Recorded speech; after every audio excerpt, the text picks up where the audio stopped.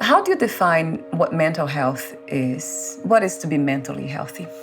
That's another good question, kind of talking about those holistic parts of us, our physical being, our spiritual being, and then our mental being, and kind of thinking about that from not only a brain state, but also a mind state, and just having very healthy, helpful ways of mentally being. Also being able to, I think a big part of that is enhancing self-awareness on what our own conditioning is, what our beliefs are, what our thoughts are, how we behave. So really getting to know those conditioned parts of us. And that's kind of part of that puzzle too, is being able to kind of shed the skin, if you will, of those conditioned beliefs and tapping into that inner guide that leads us right to ourselves. So in a sense, it's that true self that's there, but kind of, let's say, just buried under all of that cultural conditioning or people's opinions or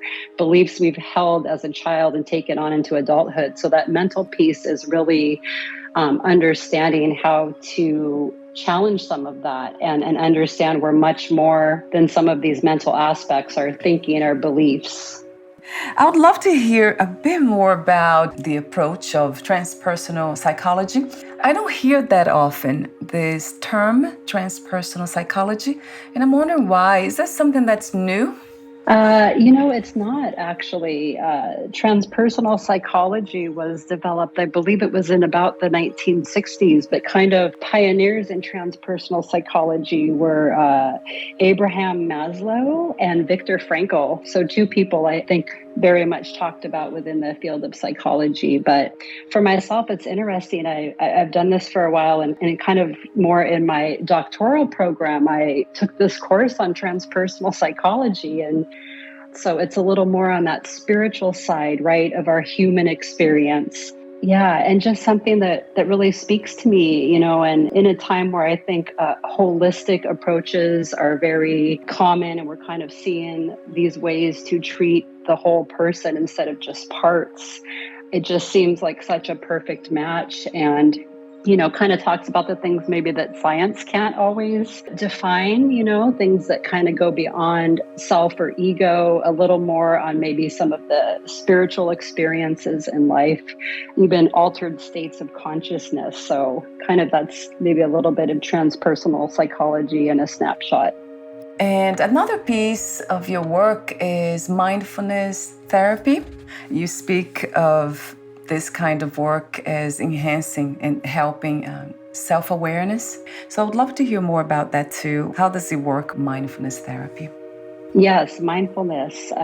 And this is another term we hear a lot, let's say, in current day, but, really kind of understanding what mindfulness is. Self-observation, an observation or self-witnessing of ourselves without judgment, just kind of seeing things as they are. So looking at that in the present moment of what are my thoughts and my feelings and some of that conditioning, right? Just recognizing what is that. And being very connected with self, but not judging self, not as this is good or bad. It just is. And, through that mindfulness, the hope is to gain some self-acceptance of these are things and how I think or how I behave, how I feel, and then maybe going with those, or back to what we said, being able to choose intentional ways to respond or interact differently, but through that kind of quieting down and being able just to be in the moment and observe self and really understand your own thoughts and emotions. That's really the gateway to self-awareness, which then hopefully kind of leads to that self-acceptance. And then kind of what we've been talking about, that understanding or uncovering, if you will, of that true self. I love when you say that, the uncovering of that, of the true self, because it's here now, actually, but it's covered. We are not able to see, most of us, right? Mm-hmm. It's the self-love. I know you just mentioned self-acceptance. Would you say is the same as self-love? I do use these words a lot. I mean, the concept of self-love. I actually explore that often, or have been, kind of asked that. And maybe there's varying perspectives on that. But I do think they're somewhat one and the same. The more that you accept yourself, and maybe through mindfulness, just accepting that, they're ways I think and feel. I don't have to go on that. I was conditioned, so I accept that. But through that, I'm able to love myself instead of judging myself for that. It's just the more I can maybe understand and accept myself as I am and have been conditioned, hopefully the more I just love myself as I am and seeing that just as something that we all have.